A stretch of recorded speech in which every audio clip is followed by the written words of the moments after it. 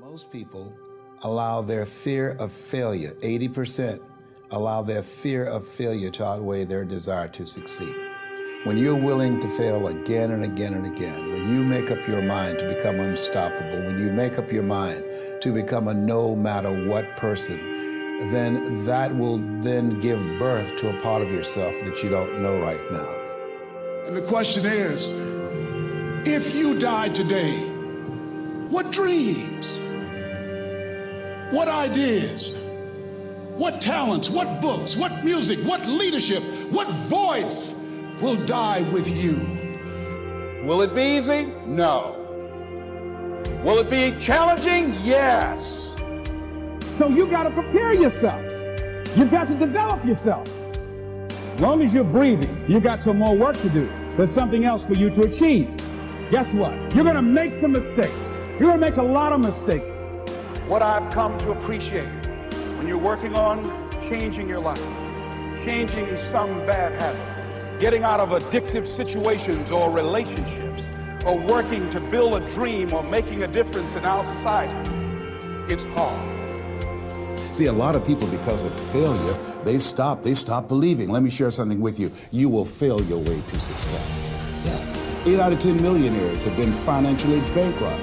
You will fail your way to success.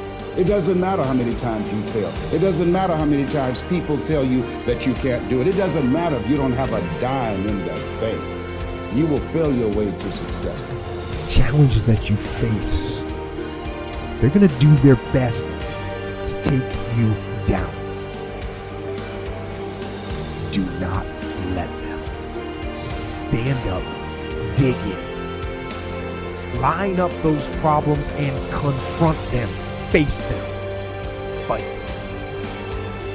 Do not let them bring you down.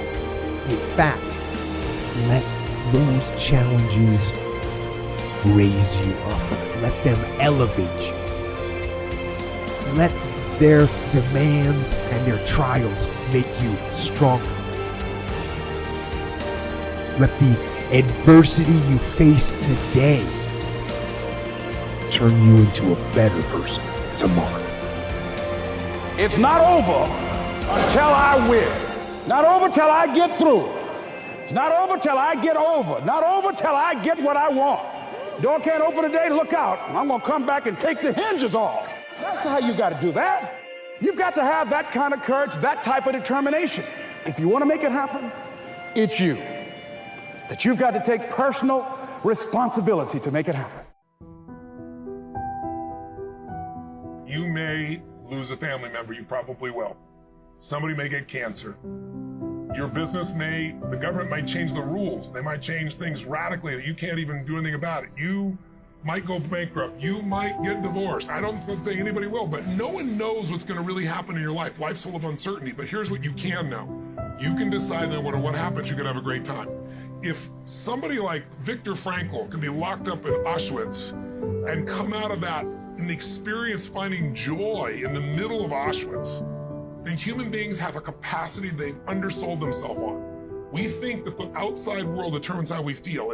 If people have to behave a certain way, if your husband or your wife or your kids or your coworkers or whoever, your boss, has to behave a certain way for you to be happy, and if they don't, you're unhappy, then you're always going to be unhappy, because the more people around you, the more they're going to change that, because they're all human, right? And if you have to be a certain way to be happy, you're going to violate it too. So my invitation is, as great as it is to achieve, more important to enjoy.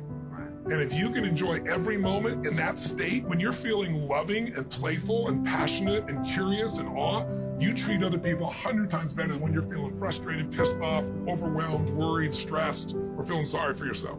You're going to be a better parent, you're going to be a better lover, you're going to be a better business person, you're going to have a better life. So my soliloquy is, decide. I realize that to have the level of success that I want to have, it's difficult to spread it out and do multiple things. It takes such a desperate, obsessive focus. You really got to focus with all of your fiber and all of your heart and all of your creativity.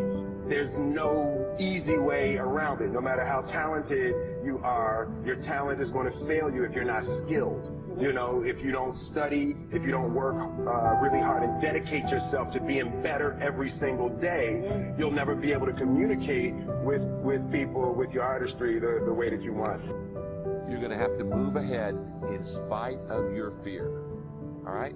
I've said many times that every major decision in Saddleback's 42-year history that I had to make, I was scared to death to do it. I just did it anyway because I was not going to let fear dominate me. We're going to do the right thing.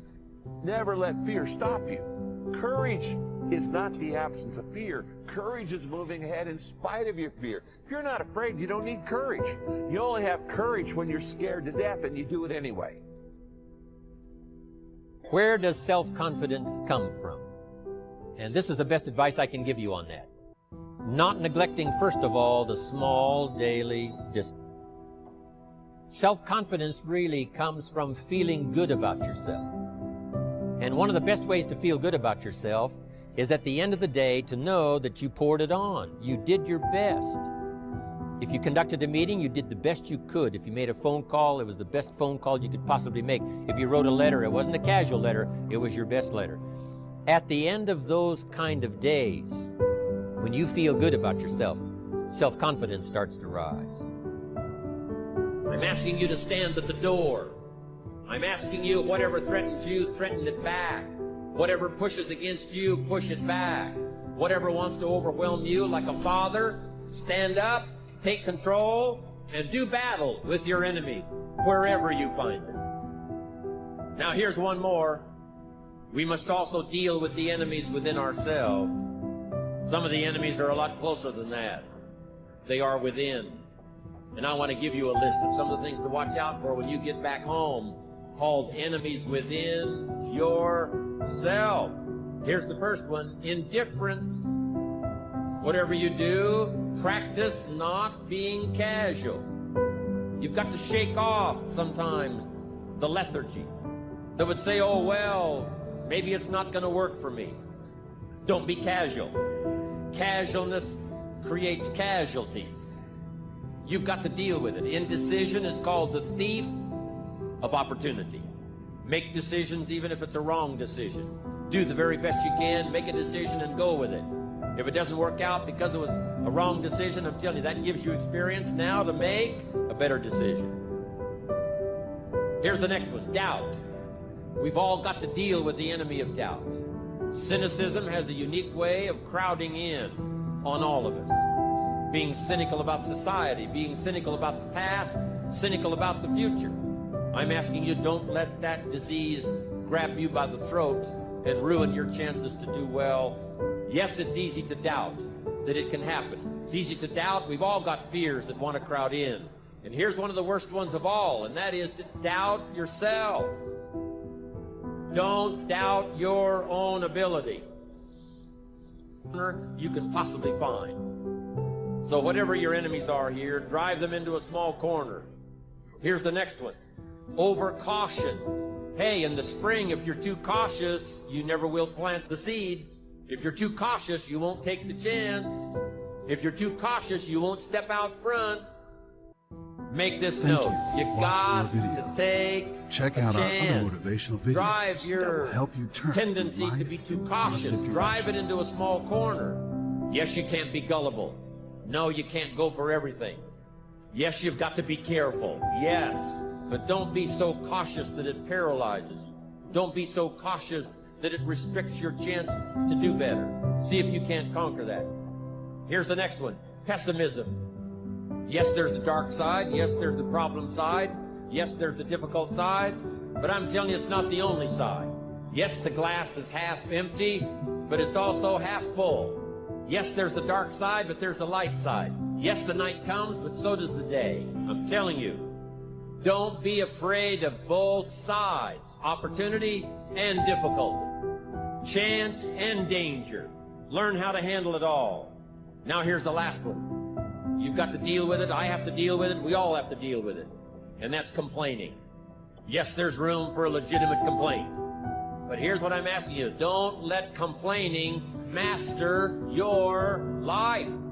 If you become a chronic complainer, I'm telling you, nobody wants to be around you. Chronic complainer. I wouldn't want you for a business partner. Don't let complaining conquer your life. What I would call leadership leanings. They would have a tendency to lean or be gifted in that area, just like somebody's gifted in music or whatever. So I think that starts it, and I think I have that. But then I grew up in a leader's home. In fact, my father is 98, still living. Whoa. And in fact, until 2 years ago, was still working full-time and was a terrific leader. So I grew up in a culture and environment of leadership. And so when I look at myself where I am today, so much of it was caught from not only my father, but I've had great mentors throughout my life. In fact, while we're out here in Los Angeles, every time I come out here, I think of John Wooden, who mentored me for the last probably 11 years of his life. Whoa.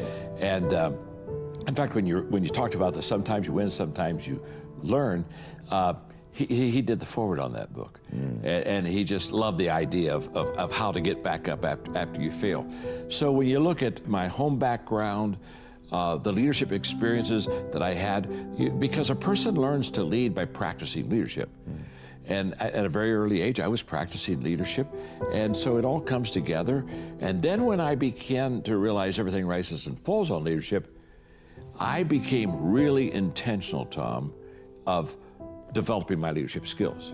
So I can remember, for example, I was probably, I don't know, maybe 26. I heard Earl Nightingale say on a tape that if you had spent 1 hour a day, every day, on one subject for 5 years, you could become an expert on that subject. So I said, wow, I want to become an expert in leadership. So for the next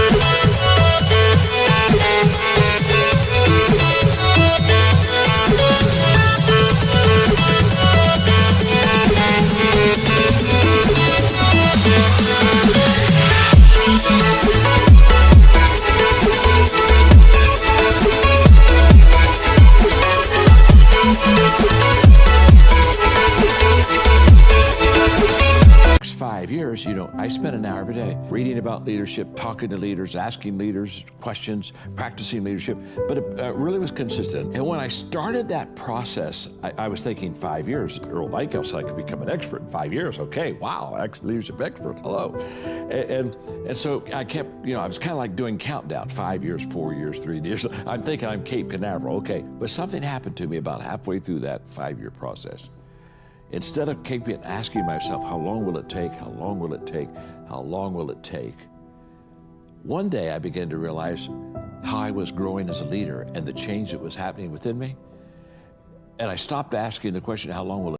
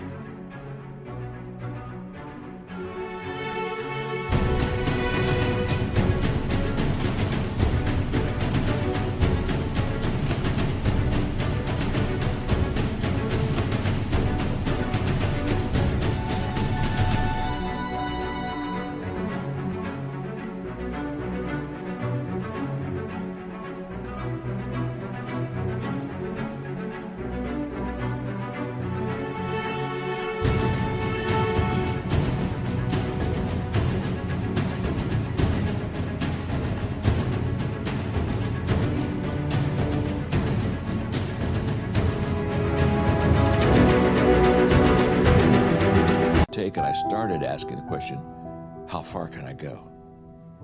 And everything changed that day. I realized that you can set goals and have 5-year goals, whatever, But I changed from a goal mindset to a growth mindset. And the fact that if I would be intentional in the areas of growth that would have the return and would fit who I was, then I could really be successful and help a lot of people. And that was a kind of a shift for me. And so when I wrote my first leadership book, I thought I would write one leadership book and I'd be done. I didn't think 100 books later. I had a lady the other day said, "You've written more books than I've ever read in my life." You know what I mean? But I didn't have any intention to write a lot of books. But growth allows you to continue to expand yourself and your world until there's just, so much more that you know and so much more that you want to share. So, my journey has been really one of understanding that if I every day intentionally grow, the question is just how far can I go? And I don't know that answer. I'm still growing. I'm still moving towards that finish line.